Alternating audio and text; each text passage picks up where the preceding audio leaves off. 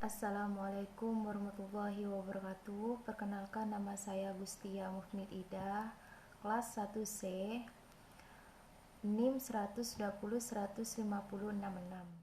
Baik, kami akan mempresentasikan bahasa Indonesia yang akan menjelaskan ejaan. Ejaan yang disempurnakan disebut dengan EYD.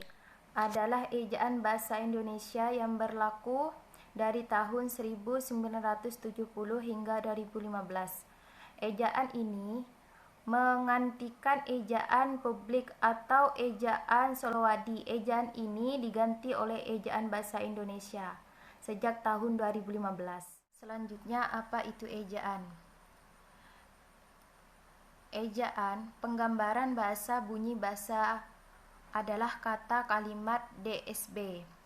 Dengan kaidahnya, tulis huruf yang distandardisasikan biasanya mempunyai aspek, yaitu aspek fonologis, mengangkut gambaran from, dan perubahan dalam EYD. Yang pertama, ejaan Van Ophuijsen 1901 sampai 1947. Ejaan ini diterbitkan 1901 dalam logat Melayu. Dan selanjutnya, ejaan publik atau ejaan 1947 sampai 1956 disebut ejaan Sloman karena meresmikan ejaan ini sebagai pengganti ejaan Van Ophuijsen. Dalam unsur pelambangannya, unsur bahasa dalam kalimat. Bahasa termonifikasi terdiri dari unsur segmental dan subsegmental. Unsur segmental rentetan bunyi membentuk satuan-satuan bunyi, dan unsur subsegmental merupakan unsur kalimat intonasi. Selanjutnya, apa itu ejaan? Ejaan adalah penggambaran bahasa bunyi. Bahasa adalah kata kalimat DSB dengan kaidah tulis huruf yang ditradisasikan biasanya mempunyai aspek, yaitu aspek fonologis, menyangkut, menggambarkan forem. Dan ejaan memiliki 3 aspek. Aspek pertama, aspek fonologis, forem, dan huruf. Aspek kedua, aspek fonologis, forem, dan kata. Aspek ketiga, fiklasik dan tanda baca. Selanjutnya, apa itu EYD? EYD adalah tata bahasa dalam bahasa Indonesia yang mengatur menggunakan bahasa Indonesia dalam penulis mulai dari pemakaian dan penulis huruf kapital dan huruf miring serta penulisan unsur serapan. Kapan EYD mulai berlaku?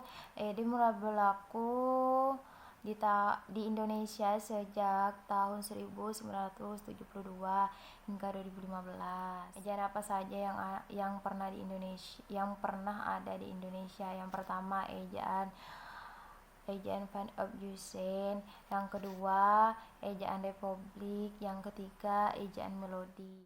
Ejaan Ophuijsen atau ejaan lama. Yang dimaksud ejaan lama. Ejaan ini lahir pada tahun 1901 oleh Charles dan Ophuijsen. Ejaan yang pertama kali digunakan di Indonesia. Terus ejaan Republik dan ejaan Solowandi. Ejaan Republik adalah ejaan yang muncul untuk menggantikan ejaan Van Ophuijsen. Ejaan ini berlaku sejak 17 Maret 1947. Yang terakhir, ejaan Melodi.